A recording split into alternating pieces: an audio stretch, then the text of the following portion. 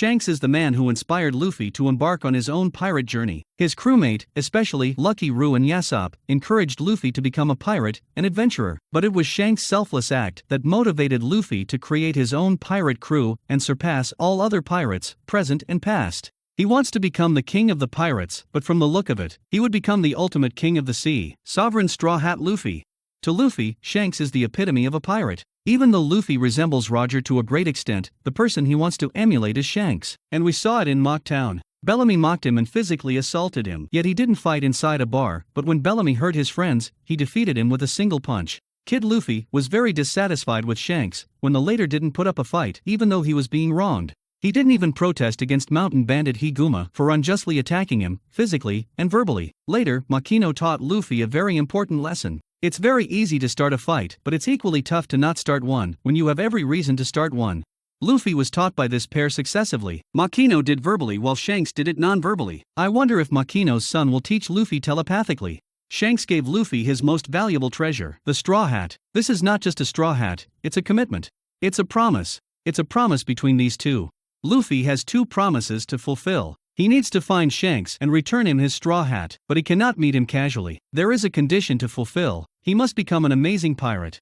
Near the end of Marineford War, Shanks became this close to meeting Luffy, but he didn't. He didn't because if he did, it would mean Luffy has failed to uphold his end of the promise. Even though Shanks really wanted to see Luffy, but for Luffy's sake, he didn't. I mean, Shanks can appear any place in a blink of an eye, so certainly, he could hop onto Trafalgar Law's submarine and take a look at Luffy. I don't know how he can appear any place almost instantly, but if it's not related to any devil fruit, I guess, he must need to pay certain price for that.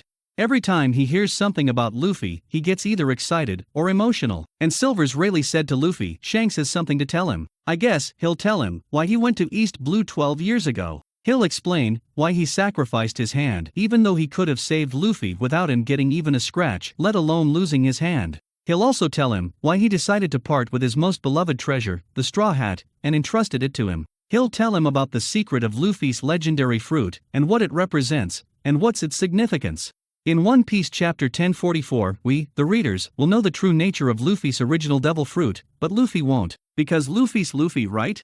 Luffy needs to figure it out all by himself. And when he meets Shanks, he'll fill the rest. Until this point, all I said, it proves that Shanks is a great motivator, not a manipulator. So, is he a manipulator? And he has been hiding his claws all this time and he'll reveal it in an opportune moment? Folks, I upload One Piece contents almost every day, so subscribe to my channel and hit the bell icon so that you don't miss any updates. Anyways, let's get back to our original discussion. The one question that I often ask myself, why is former Fleet Admiral Sengoku and the Five Elders, the Gorosei, so nice to Shanks? They weren't so nice to even Whitebeard. What's the real reason? Well, on paper, the Gorosei said that Shanks is a pacifist and he doesn't want to change the world. It's true. Most of the famous or infamous pirates are cruel in nature, be it Crocodile, Doflamingo, Big Mom, or Kaido. They either want to wage war and cause havoc or control the masses and exploit them. But we didn't see Shanks doing any of that. Well, he didn't get enough exposure, so we don't know what's he doing now, what's he is truly like. So far, we didn't get any arc that focuses on Shanks or Blackbeard. The new saga is called Yonko Saga. So far, it covered Big Mom and Kaido, so it would be surprising if the author doesn't reveal what two other Yonko are doing. But is this the only reason the Gorosei and Sengoku treat Shanks differently? There are many things around Shanks that look suspicious. Why did Goldie Roger get inflicted with an incurable disease after Shanks and Buggy joined the crew? Shanks started journeying with the Roger Pirates when he was 9 and he was 14 when the crew was disbanded. Roger was inflicted with incurable disease 3 years before he disbanded his crew, so Shanks was 11 then. Did he secretly slow poison Roger for 2 years, and it showed result 2 years after he boarded the ship? Was he on a secret mission? Did the Gorosei tell him to do it? Corazon wanted to save Trafalgar Law. He went through so much trouble to look for a cure. When he finally got one, it took his life in return. He forcefully fed Law Ope fruit to cure his illness. When Doflamingo found out about it, he decided to manipulate Law and make him his pawn. He wanted him to sacrifice his life for him for the eternal youth surgery.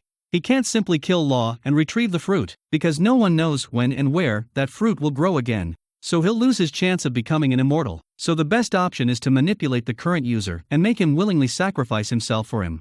Shanks got Luffy's legendary fruit after fighting CP9, but before he could use it for his own use, Luffy ate it. He lost his chance, so the second best option is to make Luffy indebted to him for a lifetime. And how will you pull it off? Well, sacrifice your hand, and it'll do the trick. When Shanks came from East Blue missing his left hand, everyone was shocked, including Whitebeard. He didn't believe that Shanks met a formidable opponent, rather, there was an amazing story behind it. Shanks said he betted on the new age, the future. It was a piece of cake for Shanks to save Luffy without getting even a scratch, yet he lost his dominant hand. That seems suspicious. Does Shanks have a bad motive? What's his scheme? Well, Shanks did have a motive, but it wasn't a bad one. Maybe Roger told Shanks about Luffy's legendary fruit. Just as Blackbeard was looking for Yami Yami no Mi, Shanks too was searching Luffy's legendary fruit. When he finally found it, Luffy had already eaten it. But unlike Blackbeard, Shanks didn't kill anyone. Rather, he wanted to guide Luffy. He wanted to bet on Luffy. He liked Luffy even before he ate the devil fruit.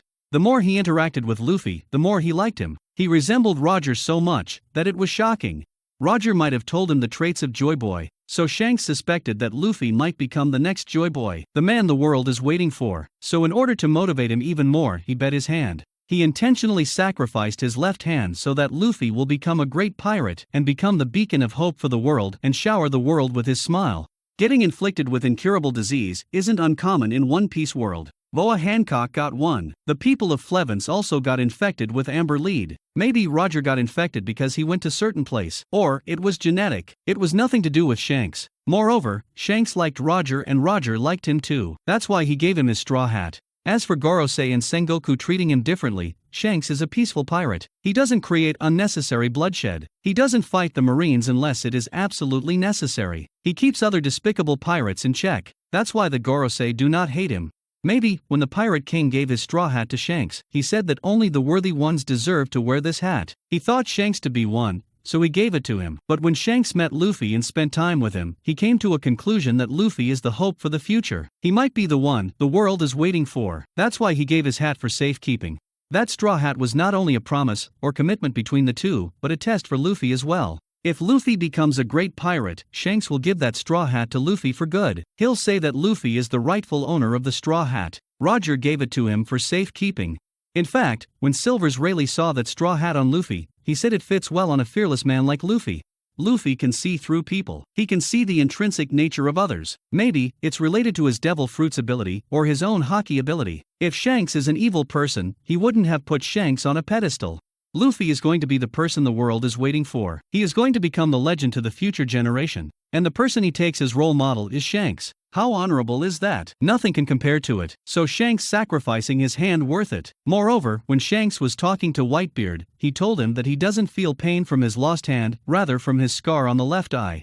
Anyways, is Shanks a mastermind or a motivator? Comment down below. Like the video if you did and subscribe for more. And to keep updated, hit the bell icon. Thanks for watching.